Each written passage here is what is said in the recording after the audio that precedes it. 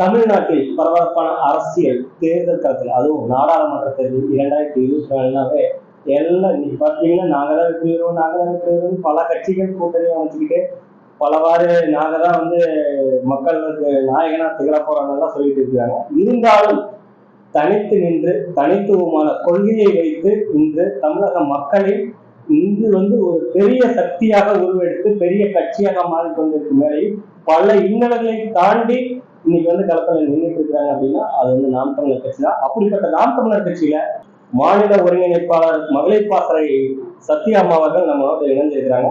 அவங்ககிட்ட நம்ம பல கேள்விகளை வைக்க போறோம். உங்களோட நான் உயிர்மை வசந்தகுமார். வாங்க காணொலிக்குள்ள போவோம்.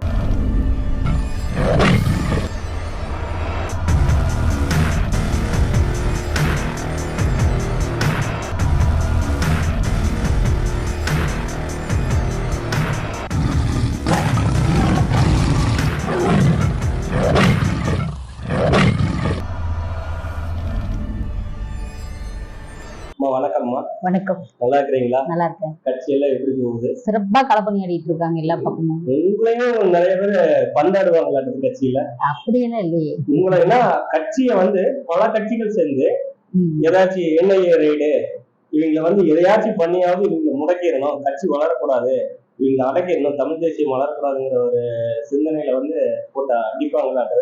அப்படிலாம் இல்ல, இலவச விளம்பரம் பண்ணிட்டு இருக்காங்க நாம் தமிழ் கட்சிய.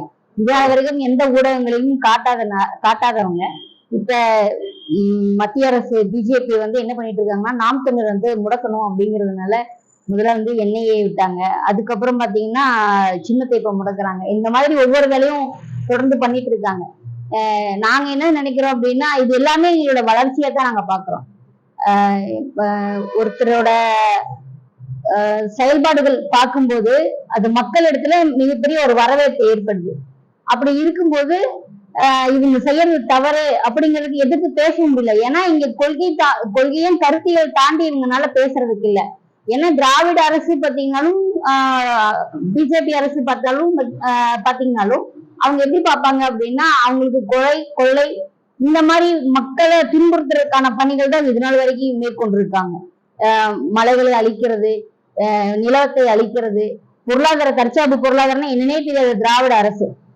இன்ன வரைக்குமே என்னன்னே தெரியாம மலைகளை காக்கிறதா இருந்தாலும் நாம் தமிழ் கட்சி தான், மண்ணை காக்காதனாலும் நாம் தமிழ் கட்சி தான், மக்களை காக்கணும்னாலும் நாம் தமிழ் கட்சி தான். ஒரு புல்லு பூண்டு விலங்குகள் எறும்பு முதல் கொண்டு யானை வரைக்கும் பாதுகாக்கணும் அப்படிங்கிற சொல்ற ஒரே கட்சி நாம் தமிழ் கட்சி தான். இதையெல்லாம் எதிர்த்து நின்று இவங்க வந்துட்டாங்கன்னா என்ன பண்றது அப்படிங்கிறத நம்மளை தாண்டி போயிருமோ அப்படிங்கிற இந்த திராவிடத்துக்கும் ஆரியத்துக்கும் ஒரு அச்சத்தை வர்றதுனாலதான் வெளியில நம்மளை காட்டுறதுக்காக தவறா சித்தரிக்கிறாங்க. ஆனா அது மக்கள் இடத்துல ஊடகங்கள் மூலியமா, அலைபேசி மூலியமா மக்கள் இடத்துல ஒவ்வொரு நாளும் மன்னனோட காணொலிகள் போறதுனால இளைய தலைமுறையில இருந்து எல்லாருமே, வயதானவர்கள் கொண்டு பெண்கள் குழந்தைகள் எல்லாருமே தொடர்ந்து அண்ணா பேசுற காணொலி பாக்குறாங்க. அப்ப இங்க வளர்ச்சி நோக்கி போயிட்டு இருக்கு. அதை முடக்கணுங்கிறதுனாலதான் இவங்க இந்த வேலையை பண்ணிட்டு இருக்காங்க. அது ஒரு பெரிய விஷயமே இல்ல, வெல்வோம் கண்டிப்பா. இப்ப சின்னத்தை முடக்க போறாங்க. விவசாய சின்னம் உங்களுக்கானதல்ல, நாம் தமிழர் கட்சிக்கானதல்ல, அது இன்னொரு கட்சி எடுத்துட்டாங்க வேற ஒரு மாநிலத்துல.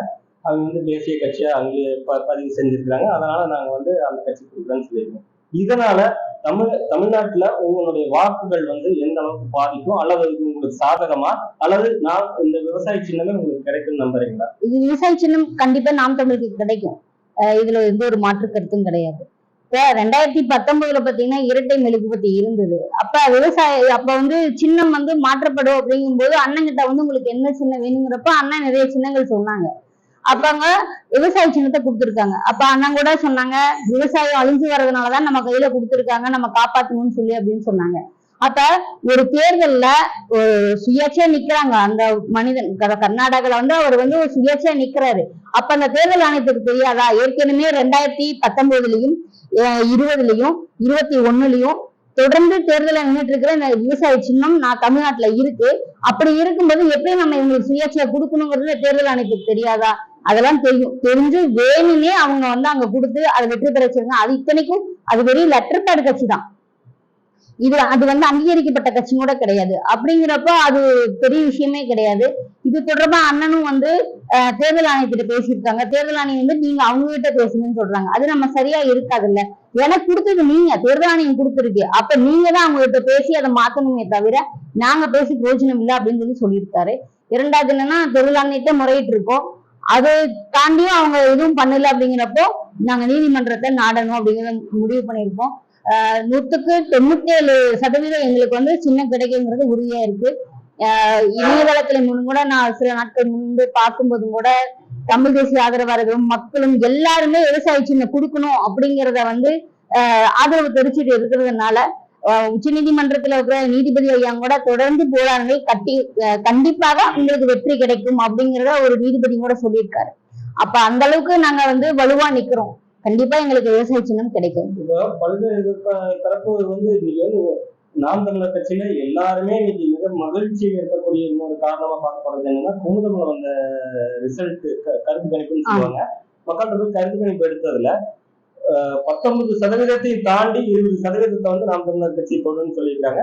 ஆனா நிறைய பேரை கேட்கிறப்ப 15% தாண்டுன்னு நம்ம கட்சி உறவுகள் சொல்லியிருந்தாங்க. அதையும் தாண்டி 20% அளவுக்கு மக்கள் மத்தியில மனதுல உயர்ந்திருக்குது அப்படிங்கறத அதுல காண முடியும். இது எப்படி உங்களுக்கு நம்பிக்கை ஊட்டுது? உண்மைதானது. தொடர்ந்து மக்களுக்காக போராடிட்டே இருக்கோம்ல. எந்த கட்சியாவது எதிர்கட்சியா இருக்கிற அதிமுக கூட சட்டசபையில உட்கார்ந்து பேசினாலும் கூட மக்களுக்கான பிரச்சனைகள் எதுவுமே அங்க பேசுறதே கிடையாது. அவங்களுக்குள்ள விவாதம் பண்ணிட்டு தான் இருக்காங்க. ஒரு சின்ன ஒரு விஷயம் பேசினா கூட அது சீர்பொழியா கொண்டு வராங்க ஒழிய மக்களுக்கான பிரச்சனை, அடித்தட்டு மக்களுக்கான பொருளாதாரம் எங்க இருக்கு, தற்சார்பு பொருளாதாரம் எங்க இருக்கு, ஒரு குழந்தைக்கு பால் பவுடர் வாங்கினா கூட விலை அதிகமா இருக்கு, அதுக்கான மாற்று சக்தியா நம்ம என்ன பண்ணலாம் அப்படிங்க அந்த சட்டமன்றத்திலையும் கூட பேசுறது கிடையாது. அப்ப இது எல்லாமே ஒரு கருத்து எல்லாம் அண்ணன் மேடைதோறும் பேசிட்டு வரும்போது மக்கள் இடத்துல அது உணர்வு பூர்வமா உணர்ந்திருக்காங்க. நான் பேச வேண்டியதை சீமான் பேசுறாரு அப்படிங்கிற ஒரு உணர்வோட மக்கள் அந்த இடத்துல விவசாய சின்னத்துக்கு தான் வாக்கு செலுத்தணும். இந்த முறை நாடாளுமன்ற தேர்தல இரட்டை இலக்கமா கொடுப்பாங்க. அப்ப அந்த இரட்டை இலக்கமா கிடைக்கிறப்போ நாம ஒரு 10% 12% தான் வரும் அப்படின்னு நாங்க எல்லாருமே நாம் தமிழ் உறவுகள் எல்லாருமே நினைச்சிட்டு இருந்தோம். ஆனா குமுதம் ரிப்போர்ட்ல இந்த அளவுக்கு மிகப்பெரிய ஒரு 30-40க்கு மேலே தாண்டுது அப்படிங்கும்போது மிகப்பெரிய எங்களுக்கு ஒரு பெரும் மகிழ்ச்சியா தான் இருக்கு. அப்ப நம்ம கண்டிப்பா இன்னும் நம்ம மக்கள் இடத்துல கொண்டு போய் சேர்க்கணும். கிராமந்தோறும் ஒவ்வொரு வீட்டிலையும் குறைஞ்சது 4 வாக்குகளாவது ஒவ்வொரு வீட்டிலையும் விழுகணும். அப்ப நம்ம கட்சியையும் நம்ம கொள்கைகளையும் நம்ம கோட்பாடுகளையும் அண்ணன் சீமான் அவர்களும் சின்னத்தையும் கொண்டு போய் நம்ம சேர்க்கணும் அப்படிங்கிறத நம்ம முழு மூச்சா இறங்கி வேலை செய்யணுங்கிறது உற்சாகத்தோடும் புத்துணர்வோட இருக்கும். இப்ப பலதரப்பட்ட செய்தி ஊடகத்துல பாக்குறப்ப நேர்காணல்ல பல பேர் என்னங்கிறாங்க, இவங்க நாம் தமிழர் கட்சிங்கிறது இந்த ஓட்டுக்களை சிதறடிக்கிறதுக்கான ஒரு கட்சியே தவிர இவங்க வெற்றி பெறதுக்கு எந்த இடத்துல வாய்ப்பு இல்லைங்கிற மாதிரி ஒரு கருத்து இருக்காங்க. அது எப்படி பாக்குறீங்க? வெற்றிங்கிறது உடனே போய் கிடைக்கிறது கிடையாது. தொடர்ந்து கொண்டு முயற்சி பண்ணிட்டே இருக்கணும். அப்பதான் அது வெற்றி பெறும். தோல்வி அடைஞ்சாதான் எந்த இடத்துல நம்ம தோல்வி அடைஞ்ச சிந்தனை கொண்டு அந்த இடத்துல மீண்டும் வெற்றி பெறதுக்கான வேலைகள் பண்ணணும். நம்ம 2016 இருந்தே நாங்க தோல்வி விட்டுட்டு தான் இருக்கோம். ஆனா 2024 வெற்றி பெறுவோங்கிறது எங்களுக்கு வலுவா தெரியுது. என்ன அப்படின்னா அண்ணன் சொல்றதுதான், தொடர்ந்து முயற்சிட்டே இரு, தோல்வி இட்டாலும் பரவாயில்ல, தொடர்ந்து முயற்சி பண்ணிட்டே இரு, அது வெற்றி பெறும். ஒரு கல்லை செதுக்கிட்டே இருந்தா அது சிலையாகும், அடிபட்டுட்டே இருந்தா மட்டும்தான் அது ஒரு சிலையா அழகா வரும் அப்படிங்கிறாரு. அப்ப அந்த அளவு வர்றதுக்கான வேலைகள் தான் நாங்க இப்ப பண்ணிட்டு இருக்கோம். இந்த தமிழ்நாட்டை அழகு மிகுந்த ஒரு மாநிலமா மாத்தணும் அப்படின்னா அது எங்க கையில மட்டும்தான் இருக்கு. எங்கிட்ட தற்சார்பு பொருளாதாரம் இருக்கு, நீர்நிலை எப்படி பாதுகாக்கணும் இருக்கு, விவசாயத்தை எப்படி செய்யணும்னு இருக்கு, காவல்துறைக்கு எப்படி நாங்க பணிகளை கொடுக்கணும், மருத்துவர்கள் எப்படி நம்ம கொண்டு வரணும், கல்வியை எந்த அளவுக்கு நம்ம சிறப்பா கொண்டு வரணும், தனித்திறன் ஆற்றல் எப்படி கொண்டு வரணும் அப்படிங்கிறது எல்லாமே நம்ம வரவு கட்டத்துல இருக்கு. அதை நாங்க எல்லாமே உள்வாங்கி இருக்கோம். இப்போ ஒரு விஷயத்த நம்ம கொடுக்குறோம், ஒரு பிரசன்டேஷன் கொடுக்குறோம் அப்படின்னா அது எப்படி கொடுக்கணுங்கிறதே எங்களுக்கு அந்த வரவு கட்டத்துல இருக்கு. இன்னும் நம்ம சிந்திச்சுட்டே இருக்கோம். அடுத்தது எங்க மக்களுக்கு என்னென்ன, கன்னியாகுமரியில ஒரு மலையா அழிச்சு கேரளாவுக்கு மணலை கடத்திட்டு இந்த நொடி வரைக்கும் கடத்திட்டு இருக்காங்க. இன்ன வரைக்கும் இந்த திராவிட அரசோ இந்த ஆரிய அரசோ எந்த ஒரு நடவடிக்கை எடுக்காம இருக்கு. என்னன்னா அவங்க பணத்துக்கு மட்டும்தான் நிக்கிறாங்க. ஆனா நாங்க எங்கேயா மண்ணுக்காக நிக்கிறோம். அதனால கண்டிப்பா இது மிகப்பெரிய ஒரு வெற்றி கிடைக்கும். அப்படின்னு ஆட்சி வரைவு மண்ணுக்காக நிக்கிறேன்னு சொல்றப்பதான் ஒரு ஞாபகம் வருது. ஒரு தட்டுல பணம், ஒரு தட்டுல உங்க ஆட்சி வரைவு கொள்கைகள் கோட்பாடுன்னு வச்சுக்கலாம். மக்கள்கிட்ட கொண்டு போய் கொடுக்குறப்ப எதை விரும்புவாங்கன்னு நீங்க நினைக்கிறீங்க? ஆட்சி வரைவுதான் விரும்புவாங்க. பணம்ங்கிறது இன்னைக்கு இல்ல நாளைக்கு. இந்த திராவிட அரசு பணத்தை கொடுத்துதான் ஓட்டு வாங்கிட்டு இருக்கு. அப்ப அதை மாற்றி அமைக்கணும்ன்றது இந்த இளைய தலைமுறை பசங்க எல்லாருமே முதியோர்களும் கூட வர ஆரம்பிச்சுட்டாங்க. இப்ப ஒரு எடுத்துக்காட்டுக்கு சொல்றேனே, ஈரோடு கிழக்கு தேர்தல்ல நாங்க பரப்பரைக்கு போயிட்டு இருக்கோம். அப்ப ஒரு தாத்தா வராரு, குறைஞ்சது அவருக்கு ஒரு 70 வயசாவது இருக்கும். அவர் வந்து நாம் தமிழர் கட்சி சிறப்பான கட்சி, சீமான் வந்து நல்லா பேசுறாரு, எங்களோட வழிகளை எல்லாம் உணர்ந்து பேசுறாரு. ஆனா இந்த முறை உங்களுக்கு நான் வாக்கு செலுத்த முடியாது. ஏன்னா நான் வந்து என் மேல சத்தியம் பண்ணியிருந்தா கூட நான் போட்டு மாத்தி போடுவேன். ஆனா என் பேத்தி மேல சத்தியம் பண்ணி காசு கொடுத்துட்டாங்க. அப்படிங்கும்போது என் பேத்திக்காகவாவது நான் செஞ்சுதான் ஆகணும். அதனால இந்த ஒரு முறை நான் அவனுங்களுக்கு போட்டுறேன். ஆனா அடுத்த முறை இனி வரும் காலங்களில கண்டிப்பா நான் நாம் தமிழுக்கு தான் வாக்கு செலுத்துவேன் அப்படின்னு சொல்றாரு. அப்ப என்ன அப்படின்னா, மக்கள் இடத்துல வந்து ஓட்டுக்கு காசு வாங்கினாலும் விவசாய சின்னத்துக்கு ஓட்டு போடணும் அப்படின்னு தான் நினைப்பாங்க. இப்ப ஒண்ணுல கிழக்கு தேர்தலில் எத்தனை கோடி செலவு பண்ணாங்க. ஒவ்வொரு நாளும் மக்களை வந்து மிதந்துட்டே இருந்தாங்க, பணத்தாலே மிதந்துட்டு இருந்தாங்க. ஆனா அப்படி இருந்துமே 5500 பரிசு பொருட்கள் இரண்டுமே கொடுத்துட்டே இருந்தாங்க. கடைசி வரைக்கும் தேர்தல் முடிகிற வரைக்குமே அவங்களுக்கு கொடுத்துட்டே இருந்தாங்க. ஆனா வாக்குகள்னு பாத்தீங்கன்னா அவங்களுக்கு 10,500 நாம் தமிழ் போட்டிருக்காங்க. அப்ப அங்க இன உணர்வோடும் மான உணர்வோடும் உறவுகள் இருக்காங்க, ஈரோடு கிழக்குல இருக்காங்க. அது போல எல்லா இடத்துலயும் ஆட்கள் இருக்காங்க. இனி வரும் காலங்களில் இளைய தலைமுறை கண்டிப்பா வாக்கு செலுத்துவாங்க, முதியோர்களும் வாக்கு செலுத்துவாங்க. இங்க வெல்றதுக்கான சாத்தியக்கூறுகள் அதிகப்படியா. சரிம்மா, இப்ப வந்து ஈரோடு கிழக்கு தேர்தலில் இப்படி நடந்துருச்சுன்னு நம்ம சொல்றோம். இனிமேல் வந்து தலைமுறைகள் வந்து மாறிட்டு வராங்கன்னு. இப்ப நாம் தமிழர் கட்சின்னு எடுத்துட்டாவே இளைஞர் பட்டாளமா இருக்குதுன்னு சொல்றாங்க. இளைஞர்களுடைய கோட்டை, மிகப்பெரிய ஒரு உலகம் அப்படிங்கிற மாதிரி சொல்றாங்க. எதனால அந்த ஈர்ப்பு? எதனால ஈர்ப்பு அப்படின்னா, அண்ணன் மனசுக்குள்ள பூந்து பேச ஆரம்பிக்கிறாரு. இப்ப என் மனசுக்குள்ள ரோட்டுல ஒரு தவறு நடக்குது, அதை நான் என்ன தட்டி கேட்க முடியல. ஏன்னா ஒரு பெண்ணா இருக்கேன். ஒரு ஆணா இருந்தாலும் நாளைக்கு இது தட்டி கேட்டோன்னா நமக்கு ஏதாவது வழக்கு போட்டானா நம்ம என்ன பண்றது அப்படின்னு ஒதுங்கி வேடிக்கை பார்த்துட்டு இருந்த ஒரு சமூகத்தை திசை திருப்பி, நீ தட்டி கேளுடா, இது உன்னோட மண்ணுடா, இவன் உன் அக்காடா, தம்பிடா, தங்கச்சிடா, இவளுக்காக நீ போராடுடா அப்படின்னு சொல்லி ஒரு போராட்ட உணர்வை தூண்டி விட்டு இருக்கிறாரு. அதுதான் இந்த இளைய தலைமுறை இங்க வந்து நிக்கிறதுக்கு காரணம். கேட்கறதுன்னு சொல்றப்பதான் எனக்கு ஒரு ஞாபகம் வருது. கன்னியாகுமரியில பாத்தீங்கன்னா சேவியர் ஐயா படுகொலை செய்யப்பட்டார் இல்லைங்களா? அவரு நியாயத்துக்காக போராடினாரு, நிறைய முறைகேடுகளை தட்டி கேட்டாரு. அது திருத்துவாலயத்துல நடந்த தவறுகளையும் தட்டி கேட்டாரு, கனிம வள கொள்ளையும் வந்து தட்டி கேட்டிருக்கிறாரு. அதை முறையா வந்து காவல்துறையில மனு கொடுக்கறது முதற்கொண்டு எல்லாமே செஞ்சிருக்கிறாரு. அதே மாதிரி இன்னொன்னு லூர்து பிரான்ஸ் சொல்லிட்டு விஓ இருந்தவர் கிராம, அவரும் வந்து இந்த மணல் கடத்தலை தடுக்கிறப்ப தட்டி கேட்டதுக்கோசரம் அவர் கொலை செய்கிறார். இன்னைக்கு அவருடைய மகன் வந்து நீதிபதி வந்திருக்காரு. இப்போ இந்த ஆட்சி, இந்த திராவிட ஆட்சின்னு எடுத்துக்கங்க, இன்னைக்கு நடக்கக்கூடிய ஆளும் ஆட்சியில பாத்தீங்கன்னா எதுவுமே தட்டி கேட்கக்கூடாதுன்னு சொல்றாங்களா? என்ன விடயம்? ஏன் வந்து இந்த மாதிரி எல்லாம் நடக்குது, இந்த மாதிரி படுகொலைக்கு போறாங்க? இது திராவிடம்னு அப்படித்தானே. அதிமுகவாது சாஃப்டா இருக்கும், ஆனா திமுக பாத்தீங்கன்னா எப்பவுமே டெரரா தான் இருக்கும். கொலைகார கூட்டணி எது இருக்கு அப்படின்னா திமுக தான். அவங்களுக்கு கொள்ளை தவிர வேற எதுவுமே தெரியாது. திமுக நியாயமா பேச போனாலும் அங்க எதிர்த்து நிப்பாங்க இல்லையா, அது சரி பண்ணிக்கலாம், பேசிக்கலாங்கிற வார்த்தைக்கு அங்க இடமே கொடுக்க மாட்டாங்க. என்னைக்குமே ஒரு திமுக ஆட்சியில பாத்தீங்க அப்படின்னா தொடர்ந்து வன்முறைகள் நடந்துட்டே இருக்கும்.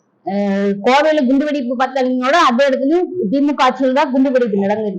அப்ப இந்த கலவரத்தை தூண்டுறது, மக்களை திசை மாத்துறது, இந்த கனிம வளங்களை கொள்றது, காற்றுலையும் கூட காசு சம்பாதிச்சது திமுக தான்.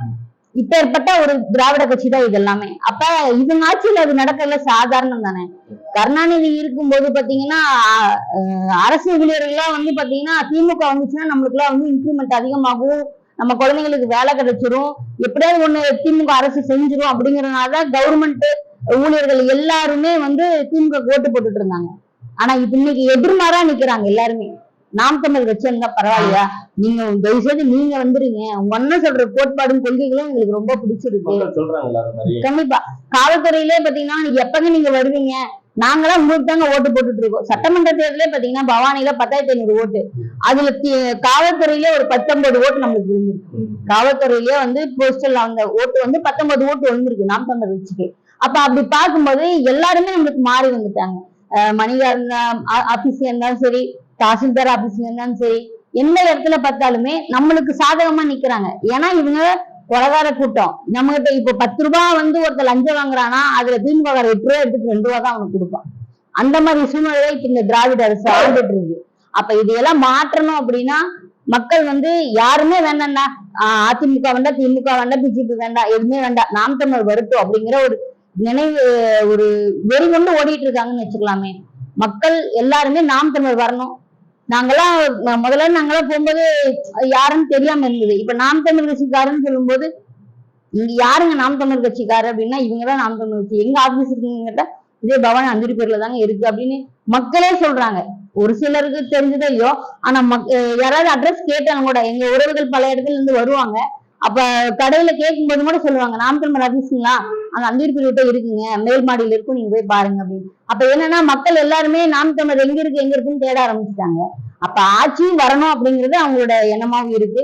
கண்டிப்பா வெல்வோம். வந்து ஆளும் ஒன்றிய அரசா இருக்கட்டும், ஆளும் மாநில அரசா இருக்கட்டும், நாம் தமிழர் கட்சினாவே ஒரு தொடர்நடுக்கம் இருக்கிற மாதிரி கருதுறாங்கிற மாதிரி உறவுகள்லாம் சொல்றாங்க. காரணம் என்ன அப்படின்னா, இந்த என்ஐஏ ரெய்டு, இங்க பாத்துட்டீங்கன்னா ஏதாச்சும் ஒரு மீன்ஸ் போட்டாவோ அல்லது ஒரு கருத்து பதிவிட்டாவோ உடனே குரல் வலை நசுக்கிற மாதிரி அவங்க மேல வழக்கு போட்டு அவங்க பொருளாதாரத்தை வந்து சீர்குலைக்கிற மாதிரி அவங்க கைது பண்ற நடவடிக்கை, இந்த மாதிரி நடவடிக்கை எந்த போக்கை வந்து எந்த போக்கு மாதிரி இருக்குது? வளர்ச்சியை தடுக்கிற மாதிரிதான் இருக்கு.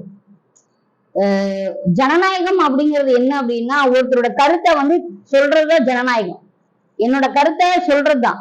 இப்போ ஒரு 10 பேர் உட்காந்து பேசிட்டு இருக்காங்கன்னா எல்லாத்துக்கும் ஒவ்வொரு கருத்து இருக்கும். அது பெரும்பான்மை கருத்து எதுவோ அதை நம்ம செயல்படுத்திட்டு போகணும்.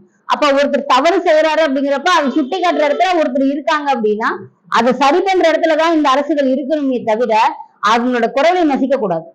நீங்க தவறு பண்றீங்கன்னா சரி, நாங்க செஞ்சது தவறா இருக்கும், யார் தவறு செஞ்சாங்களோ அவங்களுக்கு தண்டனை கொடுக்குறோம், அவங்களுக்கு வந்து பணியை நீக்கம் செய்யறோம், இல்ல பணியை நீக்கம் செய்யறோங்கிற மாதிரி கொண்டு வந்துடலாம். ஆனா அதையெல்லாம் செய்யாம நீங்க அவங்க குரலை நசிக்கிறதுல எந்த விதத்துல சரியா இருக்கோ உங்களோட வன்மத்தை தானே அதுல காட்டுறீங்க, உங்க வன்மத்தை நான் கற்கறீங்க. எங்களை யாருமே பேசக்கூடாது, நாங்க தான் அதிகாரத்துல இருக்கிறோன்னு. எத்தனையோ அரசர்கள் ஆண்டிருக்காங்க, எத்தனையோ பேரரசு ஆண்டிருக்கு, அவங்களாம் விழுந்ததே கிடையாதா? இவங்களாம் சாதாரணங்க. இவங்களாம் தோற்கடிக்கிறதே ரொம்ப எளிமை. மக்கள் எல்லாருமே மாற்றத்தை நோக்கி வர ஆரம்பிச்சுட்டாங்க.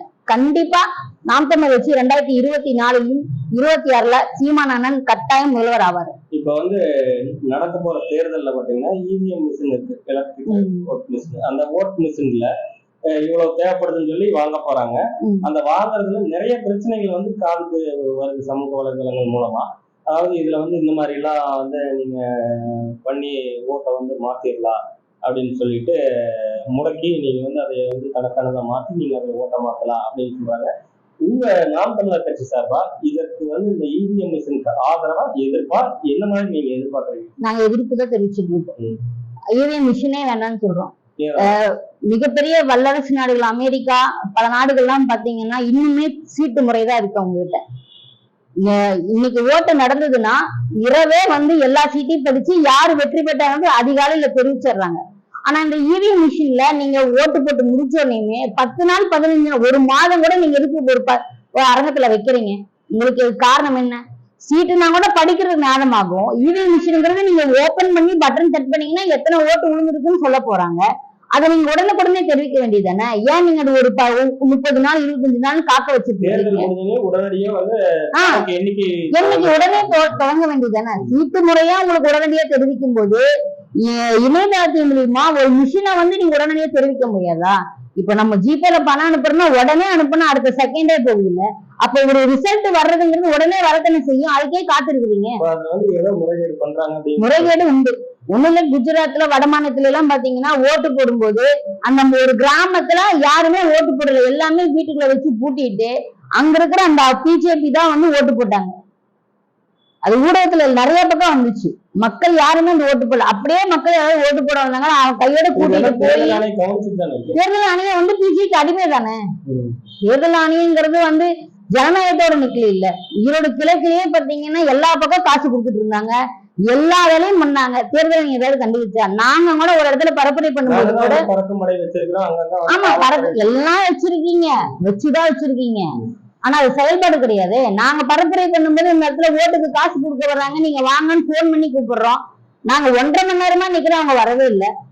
கேட்டா நாங்க போனதுக்கு அப்புறம் வந்து அவங்க எல்லாம் போனதுக்கு அப்புறம் வந்து பாக்குறாங்க, இல்லைங்க அப்படிலாம் யாருமே இல்லைங்க, நாங்க வந்து பாத்துட்டேங்கிறாங்க. கொடுக்கும்போது வந்து பார்த்தாதான் தெரியும். கொடுத்துட்டு போனதுக்கு அப்புறம் பார்த்து என்ன பிரயோஜனம்? மக்கள் வாங்கினதுக்கு அப்புறம் இல்லைங்க நான் வாங்கினேன்னு சொல்ல போறாங்க, வாங்கலன்னு சொல்ல போறாங்க. அப்ப தேர்தல் ஆணையங்கிறது அது ஒரு பொம்மை, அவ்வளவுதான்.